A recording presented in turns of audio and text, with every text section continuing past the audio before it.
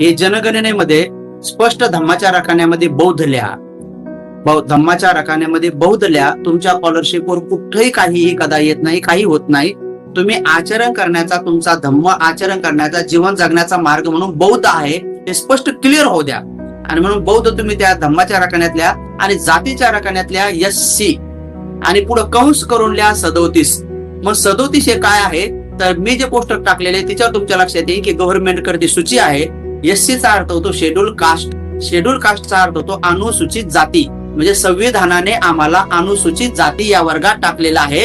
आता ते नागवंशीय महार तो शब्द बाजूला गेलेला आहे, पण 37 नंबरवर कोणती जात आहे तर महार जात आहे. 37 टाकल्यास ऑटोमॅटिक महारांना जे रिझर्वेशन बाबासाहेबांनी दिलेलं आहे ते तुम्हाला आपोआप मिळेल आणि धर्माच्या रकान्यामध्ये तुमच्या धर्माची नोंद पण होऊन जाईल. तुम्हाला कुठलाही अडथळा येणार नाही. त्यामुळे असंच बाबासाहेबांनी जसं संविधानामध्ये आपल्याला जात दिलेली आहे त्या जातीचं नाव आहे SC म्हणजे अनुसूचित जाती. आणि जे लोक ST आहेत, ST म्हणजे शेड्यूल ट्राईब म्हणजे अनुसूचित जनजाती. जे NT आहेत, जे VJNT आहेत, जे OBC आहेत आणि जे मायनॉरिटीज मध्ये आहेत आणि मग जे ओपन मध्ये आहेत त्यांनी तशा पद्धतीने भरावा. आणि म्हणून जमलंच तर NT VJNT सुद्धा जातीचं जर मला काही उपासकांनी ते जर PDF पाठवल्या तर निश्चित आपल्या ग्रुपला टाकल्या जाईल. म्हणजे आपलं चॅनल सगळ्या जाती धर्माचे लोक बघतात. म्हणजे तुम्हाला जनगणनेमध्ये आरक्षण सुद्धा घेता येतं आणि बौद्ध धर्माचं आचरण सुद्धा करता येतं.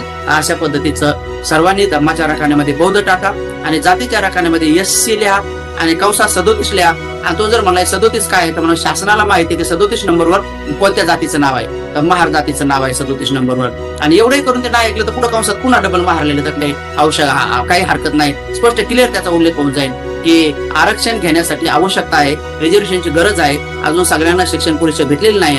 शासनाने गव्हर्नमेंटच्या सगळ्या शाळा बंद केलेल्या आहेत. प्रायव्हेट शाळेमध्ये आपले पोरं शिकू शकणार नाही आणि शिक्षणाशिवाय प्रगती होऊ शकणार नाही. म्हणून शिका, संघटित व संघर्ष करा.